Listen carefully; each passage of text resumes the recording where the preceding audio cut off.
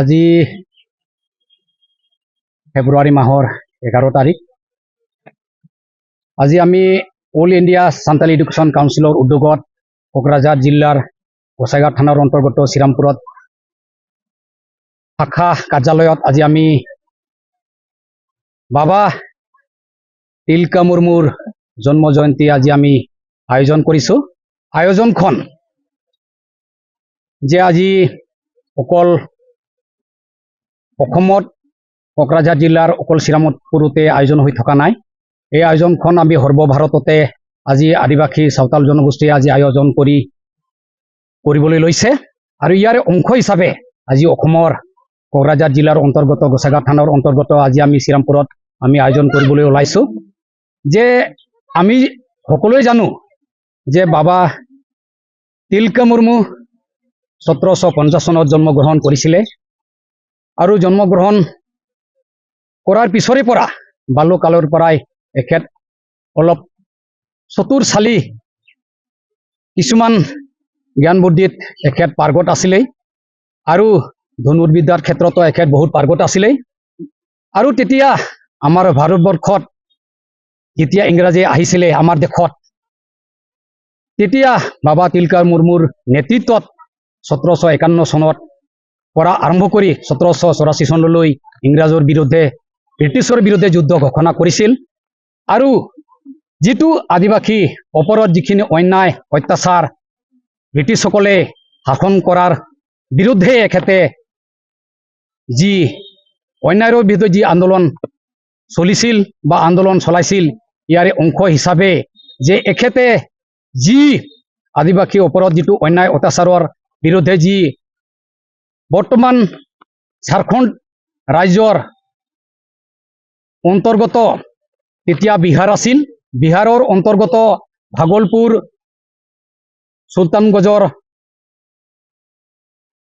তিলকপুৰ গাঁৱত বিশেষকৈ এখেতে যি ইংৰাজৰ বিৰুদ্ধে যুদ্ধ ঘোষণা কৰি মানে কিলিমলেণ্ড চাহাব এখেতৰ এজন মানে এজেণ্ট আছিলে ব্ৰিটিছৰ আৰু এখেতক মানে তালগছৰ ওপৰৰ পৰা তীৰ খাৰেৰে নিক্ষেপ কৰি এখেতক হত্যা কৰি বীৰত্ব প্ৰদৰ্শন কৰিছিল।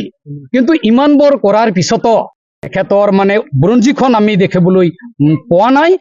অথচ এখেতৰ পিছত মানে এবছৰ পিছত ক'ব লাগিব যে 1857 চনত মংগল পাণ্ডেৰ বিৰুদ্ধে মানে নেতৃত্বত যিটো আন্দোলন চলিছিল, এখেতৰ আন্দোলনখনকে চিপাহী আন্দোলন হিচাপে নামাকৰণ দি পেলাই যে বুৰঞ্জীৰ পাতত যে এখেতৰ মানে স্বাধীনতাৰ প্ৰথম সংগ্ৰামী হিচাপে মংগল পাণ্ডেৰ নামটো বুৰঞ্জীখনত উল্লেখ আছে।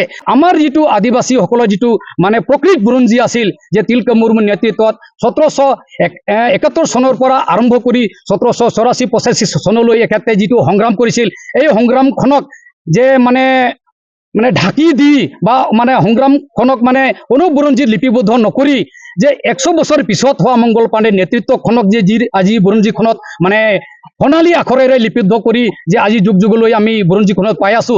এই ক্ষেত্ৰত আমাক আদিবাসীসকলক যে মানে ভাৰত চৰকাৰে হওক বা ৰাজ্য চৰকাৰে হওক বা তেতিয়াৰ ব্ৰিটিছসকলে যে আমাৰ আদিবাসীসকলক মানে বুৰঞ্জীখনক মানে যিটো মানে লুকাই ৰাখিব বিচাৰিছে, এই ক্ষেত্ৰত আমি মানে ধিকাৰ জনাইছোঁ বা আমি বিৰোধিতা কৰিছোঁ। এইটো আমি কেতিয়াও আমি কোনো কাৰণতে মানি ল'ব নোৱাৰিম যে প্ৰথম যিটো ইংৰাজৰ বিৰুদ্ধে আৰম্ভ কৰিছিল তিলকা মুৰ্মুৰ 1751 চনৰ আন্দোলন, এই আন্দোলনখনকে মানে প্ৰথম স্বাধীনতা সংগ্ৰাম হিচাপে আমি আদিবাসীসকলে ক'ব আমি দাবী কৰি আছো। কিন্তু এই ক্ষেত্ৰত চৰকাৰে এতিয়ালৈকে মানি চলা নাই। এইটো খুব এটা দুখৰ বিষয় আৰু পৰিতাপৰ বিষয়। এই ক্ষেত্ৰত আমি এটাই ক'ব বিচাৰিম যে যিটো প্ৰথম স্বাধীনতা সংগ্ৰামৰ ব্ৰিটিছৰ বিৰুদ্ধে যি 1751 চনত হৈছে, এইটোৱে স্বাধীনতা প্ৰথম সংগ্ৰাম হিচাপে চৰকাৰে মানি ল'ব লাগে। শৰীৰৰ যিকোনো অসুবিধাৰ সন্মুখীন হৈছে নেকি আপুনি? শাৰীৰিক সমস্যাৰ প্ৰতিকাৰ কেৱল আমি দিম। অভিজ্ঞ চিকিৎসকে দিব সুপৰামৰ্শ। প্ৰতি সপ্তাহত থাকিব বিভিন্ন ৰোগৰ বিশেষজ্ঞ চিকিৎসক।